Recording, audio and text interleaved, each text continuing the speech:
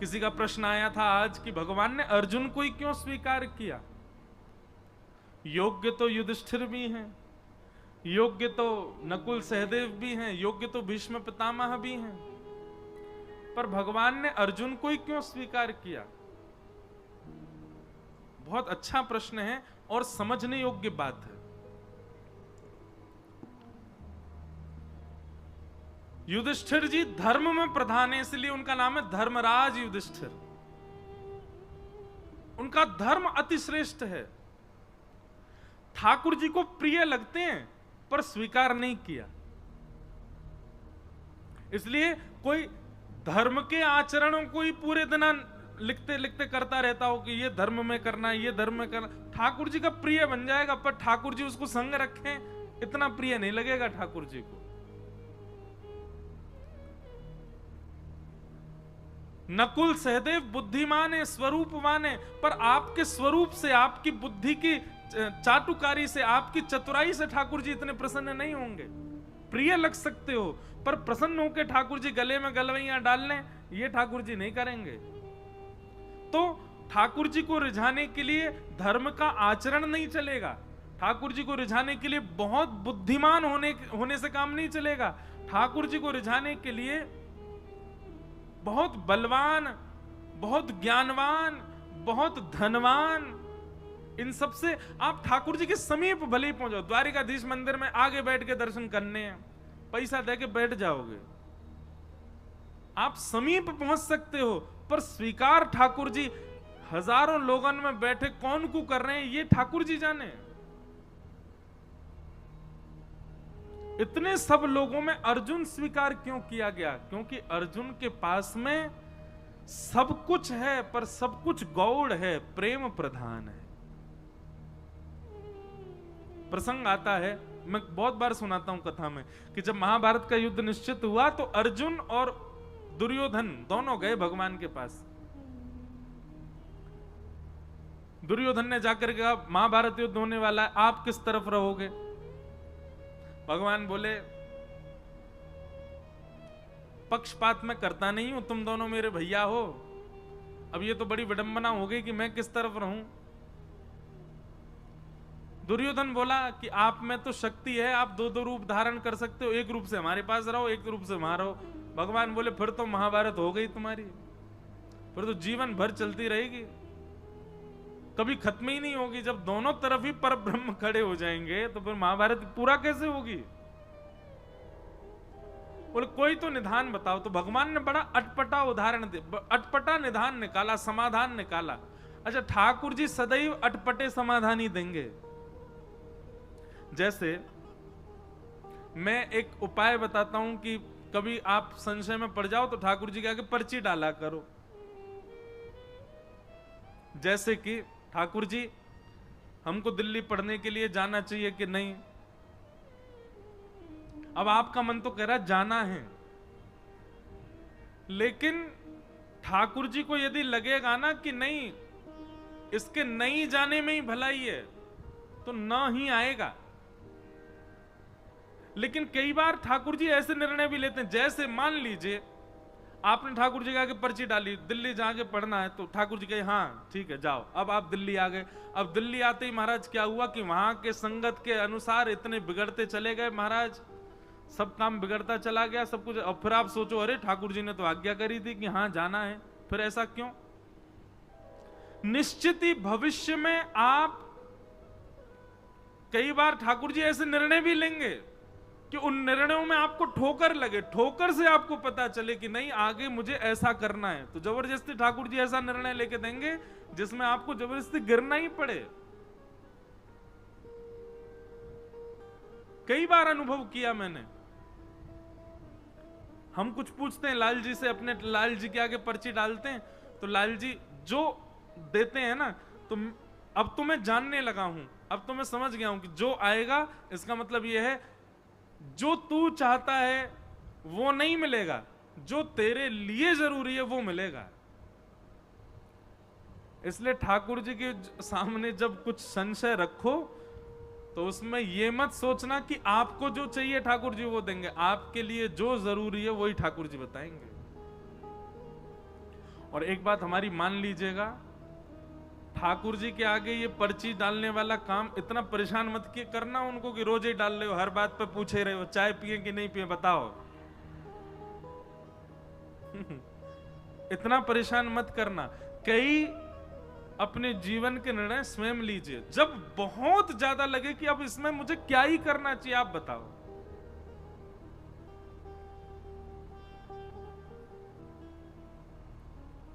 जैसे हम अभी गुरु दीक्षा नहीं देते, एक बार पर्ची मैंने मन रखा था कि जन्माष्टमी पर लाल जी से पूछेंगे, तो अचानक मेरे मन में आया कि आज जाके ठाकुर जी से पूछूं, बताओ हम गुरु दीक्षा देंगे। बहुत सारे लोग आते हैं कि दें, अब कभी कभी मन में कई एक तो मुझे ऐसे मिले वो कह रहे वो आप चाहते नहीं हो कि हम भक्ति मार्ग में आगे बढ़े इसीलिए हमको दे नहीं रहे हो। मैंने भैया ऐसे मत कहो, कुछ भाव है इसलिए नहीं दे रहा। तो ठाकुर जी से हम पूछने गए, तो जैसे ठाकुर जी के आगे पर्ची डाली उठाई तो उसमें आ गया नहीं अभी मत दो। हमने जाके अपने पिताजी को बताई, मैं पिताजी ठाकुर जी अभी मना कर रहे हैं दीक्षा देवे की। पिताजी ने समय देखा, बोले 2 बज रहे हैं लाला दोपहर के, और ठाकुर जी के गैया चरावे को समय है, ठाकुर जी अपनी गैयान को हाँक रहे हैं, तू पर्ची डाल के उनको परेशान कर रहा हो। तो गुस्सा में कहिए नहीं ले जा। बोले जब ठाकुर जी बिल्कुल बैठे हो आराम कर रहे हो कोई काम नहीं हो, लाल जी लीला में ही रहते हैं ना, आपको देखने में लग रहे हैं कि वो सिंहासन पर लीला चल रही है ठाकुर जी की। इस समय ठाकुर जी गैया चरा के लौट रहे होंगे, अब कितने बज गए 6 बज गए, आ गए, अब फल पा रहे होंगे, अब फल पा करके फिर यशोदा मैया पहुंचेगी ठाकुर जी के हाथ पामन को पहुंच के फिर आरती करेगी, अरे मेरो लाला आएगो गैया चरा के आए हो। फिर ठाकुर जी सब बताएंगे आज मैया वो गैया ने ऐसी लात मारी मेरे तो यहाँ लग गई, माँ गयो मैया वहां ऐसे बनचर जीव मिले, सब मैया से बतियामेंगे, फिर मैया को बताएंगे आज कहा पावे को मैंने, फिर पावे बैठेंगे। ऐसे ठाकुर जी की लीला तो चलती रहती है, कभी विश्राम नहीं होती। मेरे आपके लिए हमें ऐसा लगता है कि ठाकुर जी जड़वत हमारे सामने बैठे हैं, पर यही प्रेम स्वरूप यदि आपके चित्त में आ जाए तो आप जब देखोगे तब लगेगा कोई लीला चल रही है। इस समय ठाकुर जी किसी लीला में, हमारे पिताजी बोले कि लीला में ठाकुर जी अभी गैया चरावे गए, तू पर्ची डाल लो है। बोले जब ठाकुर जी अनवसर में हो कोई काम ना कर रहे हो तब डाली हो। तो पर्ची डालने का कोई भी बात पूछने का सबसे बढ़िया समय रात्रि में जब ठाकुर जी शयन में जा रहे हो, तब ठाकुर जी को भोग लगावेगा तब पर्ची डालो। और इतना समय प्रदान करो लाल जी, सुबह जब मंगला होगी ना तब हम पर्ची उठाएंगे। रात भर में आपको जो चाहिए इसकी जिद मत करना भगवान से, हाँ ही दे दियो या से काम करने को नहीं, मेरे लिए जो उपयोगी आप बताना। और फिर ठाकुर जी जो दे दें उत्तर उस पर इतना विश्वास कर लेना, इतना विश्वास कर लेना। आज हम सही बता रहे हैं, हमने अपने जीवन में ज्यादा नहीं 5 या 6 बार ही ठाकुर जी से पूछा होगा, पर कई निर्णय ऐसे थे जिसमें मन व्यथित हुआ कि नहीं ये तो ठाकुर जी आपको ऐसे नहीं कहना था, ये तो इसमें भलाई होती, ठाकुर जी आपने मना कर दिया। पर जब ठाकुर जी की बात को माना गया तो फिर उसका प्रतिफल मीठा ही मिला। कई बार ठाकुर जी ऐसे निर्णय भी ले देंगे कि जिससे आपको ठोकर भी खानी पड़े तो भी विश्वास मन में रखना, कोई बात नहीं ठाकुर जी ने गिराया भी हमारी भलाई के लिए। तो दुर्योधन और अर्जुन दोनों गए भगवान के पास और भगवान से कहा महाभारत युद्ध में आप किस पक्ष में रहोगे। तो भगवान ने बड़ा अटपटा निर्णय लिया, अटपटा ही लेते हैं। बोले सुनो, एक तरफ मेरी सेना रहेगी, भगवान की सेना छोटी मोटी नहीं है, अद्भुत द्वारिका की सेना एक तरफ रहेगी और एक तरफ अकेला मैं रहूंगा।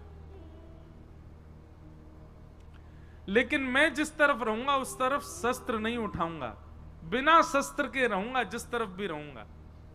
तुम लोग मुझसे बाद में मत कहना कि भाई तलवार उठाओ, धनुष उठाओ, भाला उठाओ, जे उठाओ, कुछ नहीं, खाली हाथ रहूंगा। एक तरफ मेरी सशस्त्र सेना और एक तरफ अकेला बिना शस्त्र का मैं, अब दोनों चूज कर लो, कौन मुझे ले जाएगा, कौन सेना को। तो निश्चित है मैं और आप भी अगर दुर्योधन की तरफ होते तो हम भी भगवान को ठुकरा देते। नहीं मांगते हम ठाकुर जी को।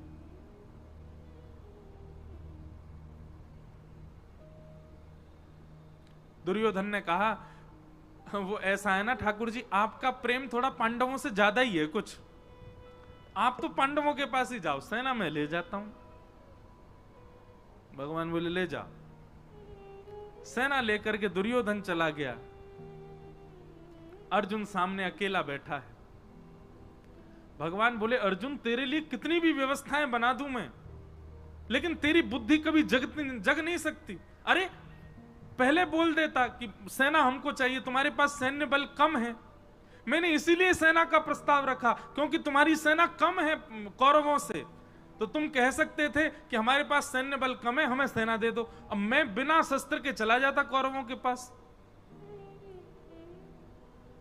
अब सेना तो वो ले गया, अब तेरे पास आऊंगा मैं, एक तो वैसी सेना कम तुम्हारी, और ऊपर से एक इंसान और बढ़ गया जो केवल खाएगा और सोएगा, कुछ नहीं करूंगा मैं। लेकिन अर्जुन प्रेमी है, ठाकुर जी के भावों को समझता है। मैं और आप अर्जुन की जगह होते तो रो गए होते इतनी बात में, ठाकुर जी अब फिर से कर दो टॉस, फिर से दे दो हमको, हम सेना ले लेंगे उसको, आप चले जाओ। हम तो कभी कभी मैं सोचता हूं कि बहुत गरीमत है कि द्वापर और त्रेता में हम आप नहीं थे, हम कलयुगी जीव नहीं थे, हम बड़े खतरनाक है महाराज। भगवान बलि के यहां गए तो बामन बन के गए और संकल्प लेते ही विराट हो गए। 2 पग से तीनों लोग नाप लिए। तीसरा पग रखने के लिए भगवान पर पास जगह नहीं बची, तो बलि ने कहा तीसरा पग मेरे सिर पर रख दो। कभी कभी मैं सोचता हूं बलि की जगह मैं और आप में से कोई और होता तो हम ठाकुर जी को केस कर देते। बोले क्यों? बोले जब आए थे तब बामन बन के आए थे, चीटिंग करी इन्होंने, बड़े हो गए। हम तो 3 पग जमीन देने को तैयार हैं, पर ये वामन बने, वामन बन के ही लें। बहुत चतुर हैं हम लोग, और ठाकुर जी की भक्ति में चतुराई नहीं चलती। आप जितने सहज, जितने सरल, जितने प्रिय ठाकुर जी को, उतने अच्छे लगोगे। भगवान अर्जुन को कहने लगे कि अब तो तेरी तरफ मैं आऊंगा। तो अर्जुन ने एक बहुत अच्छी बात कही, भगवान के चरणों में प्रणाम करते हुए कहा, नाथ, ना तो मैं आपको मांगने आया था और ना आपसे मांगने आया था। दुर्योधन आया था इस भावना से, मैं नहीं आया था। मुझे आपसे कुछ नहीं चाहिए और मुझे आप भी नहीं चाहिए। भगवान बोले तो फिर तू क्यों आया? दोनों हाथ भगवान के हाथ में दे दिए, बोले पकड़ो मेरे हाथ। भगवान बोले पकड़ लिए, बोले खुद को देने आया था कि मुझे रख लो अपने शरण। मैं शरणागत हूं नाथ, मेरे ऊपर कृपा दृष्टि करो। अरे मैं ये भूल नहीं कर सकता कि आपसे कुछ मांगूं। आपसे कुछ मांगूंगा तो कुछ ही मिलेगा, आपको मांगूंगा तो आप भी मेरे आश्रित रहोगे। क्यों? अगर मैं कहूं कि ठाकुर जी मैं आपको मांगने आऊं, मेरे पक्ष में चलो, तो आप मेरे अधीन रहोगे। सुबह उठ करके मुझसे कहोगे हाँ अर्जुन अब बताओ आज क्या करना है, अर्जुन भोजन कब करना है, अर्जुन सोना कब है, सोना कहां है। क्योंकि मैं मांगने आया हूं तो सारी जिम्मेवारी मेरी, सारी व्यवस्था मैं करूंगा। पर मैं तो आपको मांगने नहीं, खुद को देने आया हूं। तो अब स्थिति क्या है? मेरी सारी व्यवस्था आप करो। मैं कब सोऊं, कब खाऊं, कहां जाऊं, क्या करूं, कब उठूं, कब बैठूं, कहां बाण चलाऊं, कहां नहीं चलाऊं, कहां मौन रहूं, कहां बोलूं, ये सारी व्यवस्था अब आपके हाथ में है। मैं खुद को देने आया हूं। ये समर्पण देख करके भगवान ने अर्जुन को स्वीकार कर लिया, और अर्जुन से 2 बार रीचेक किया भगवान ने।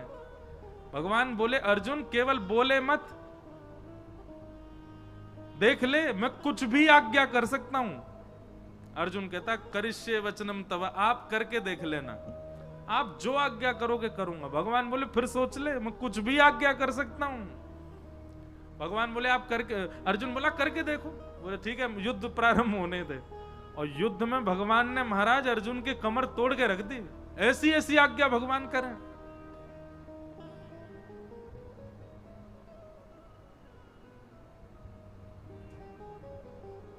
लेकिन हर आज्ञा को स्वीकार किया अर्जुन ने, इसलिए भगवान ने अर्जुन को स्वीकार किया। क्यों? क्योंकि बाकी सब तो ठाकुर जी से मांग रहे हैं, ठाकुर जी को मांग रहे हैं, पर अर्जुन ने तो खुद को ठाकुर जी को दिया, खुद को अर्पित किया, समर्पण किया।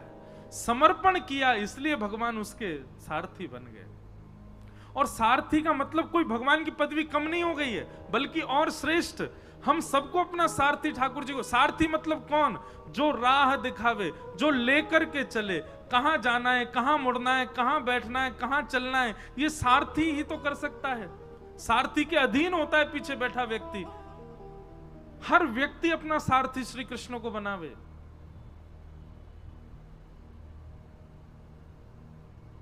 जहां ले चलोगे वहीं मैं चलूंगा, जहां नाथ रख दोगे वहीं मैं, ये जीवन समर्पित चरण में तुम्हारे, तुम ही मेरे सर्वस्व, तुम ही प्राण प्यारे, तुम्हें छोड़कर नाथ किससे कहूंगा, जहां ले चलोगे वहीं मैं चलूंगा।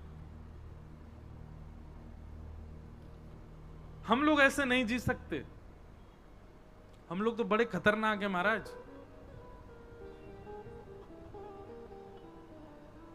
सुख संपत्ति घर आवे, कष्ट मिटे तन का, ओम जय जगदीश हरे। और अंत में गाते गाते वो, तेरा तुझको अर्पण क्या लागे मेरा, ओम जय जगदीश हरे। मेरा क्या है नाथ, सब आपका ही तो है। भगवान कहेंगे लाओ चलो वापस करो हमको, ये घर, ये दुकान, ये गाड़ी सब मेरी है, लाओ सब द्वारिकाधीश को अर्पित करके आओ। अरे ठाकुर जी वो तो आरती में लिखा इसलिए गा रहे थे हम, ऐसे थोड़ी कि आपको सब ले ही लेना है। अर्जुन जैसा समर्पण नहीं है हमारे पास, अर्जुन जैसा समर्पण लाओ। भगवान ने एक बार कह दिया तो ना, हां तो हां, ऐसा समर्पण था अर्जुन का। इसलिए भगवान ने अर्जुन को स्वीकार किया। कोई समर्पित हो अर्जुन के भांति। और एक बात मैं कथा में कहा करता हूं, भैया अगर आपकी इस कथा को सुनकर के मन में आ गया हो कि हम भी अर्जुन की तरह समर्पित होंगे, तो पहले ही ध्यान रखना, कस करके सीट बेल्ट बांध लेना अपने जीवन रूपी हवाई जहाज में। क्योंकि जैसे ही आप ये निर्णय लोगे कि अब जो ठाकुर जी जो कहेंगे हम वही करेंगे, ठाकुर जी जो देंगे वही पाएंगे, ठाकुर जी जो चाहेंगे वही होगा, तो फिर बहुत ऊंची विमान की ऊंचाई होगी, रोलर कोस्टर जीवन बन जाएगा। कब ऊपर, कब नीचे, कब यहां, कब वहां, कब हमारा झकझोर के फेंक देंगे ठाकुर जी। लेकिन कभी छोड़ेंगे नहीं। एक बार यदि कोई समर्पित हो गया तो निश्चित है ठाकुर जी उसके साथ खेलेंगे बहुत, पर उसका हाथ छोड़ नहीं सकते।